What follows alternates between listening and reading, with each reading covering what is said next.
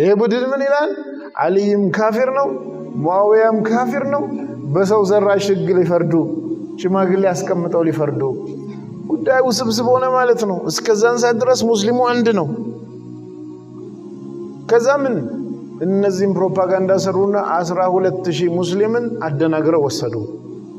3 ቡድን እዚህ ጋር ሙአዊያ፣ እዚህ ጋር አሊ፣ እዛ ጋር ሺዓ መጣ። ይሄ ሲፈጠር ሙስሊሙ መሃል አንድነት ተናጋ።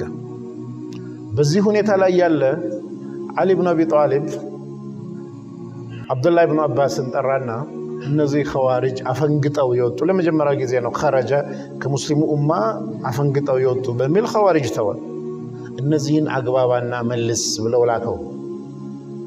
እነሱ የሚለው ምንድነው? በቁርአን አይፈርድም፣ ምንድነው የምትፈልጉት አላቸው። የነብዩ ሰለላሁ ዐለይሂ ወሰለም ያጎት ልጅ አብዱላህ ኢብኑ አባስ ሆይ የኛን ጀማዓና ተቀላቀል አሉት። እሺ ምንድነው የምትሉት? መጀመሪያ ነገሩኛ አላቸው። አንደኛ ደረጃ እንዴት በቁርአንና በሐዲስ መፍረድ ትተው በሰው ሽምግልና ይፈርዳሉ?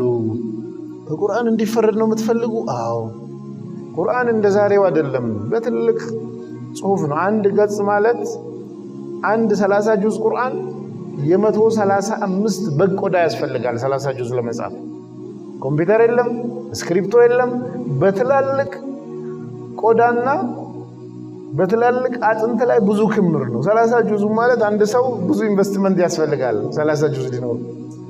አምጥተው ተሸክመው አምጥተው አስቀመጡ አብዱላህ ኢብኑ አባስ ጋር። ምን አለ አብዱላህ ኢብኑ አባስ? በቁርአን እንዲዳኝ አይደለም፣ ይሄው ቁርአን መጥቷል። ቁርአን ዳኘን አለ። ቁርአን አይናገርም። ቁርአን ዳኘን እንዴ? ቁርአንማ አይናገርም አሉ። እና ቁርአን ይዳኘናል አላችሁ? ቁርአንማ አይዳኝም አሉ። እና ሰው ቁርአን የቀራ ሰው ነው የሚዳኘው። ታዲያ ሰው የሰው ዳኝነት የምትሉት ምንድነው አለ። ቁርአን ላይ አላህ ባልና ሚስት ሲጣሉ ፈብአሱ ሐከመን ሚን አህሊሃ ሐከመን ሚን አህሊሂ ብሎ የለም ወይ? ሽማግሌ ከሷ ቡድን ከሴቷ ቡድን ከወንዷ ቡድን ምረጡና ጉዳዩን በሽምግልና ይው ቁርአን አይልም ወይ ይላል። ቁርአን ራሱ አፋውጥቶ መሐል ላይ አይዳኝም።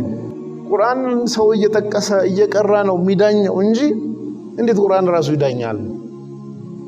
አግባብቶ አብዛኛዎቹ መለስ ተወሰነ ቡድን እንዲህ ብሎ ቀጠለ።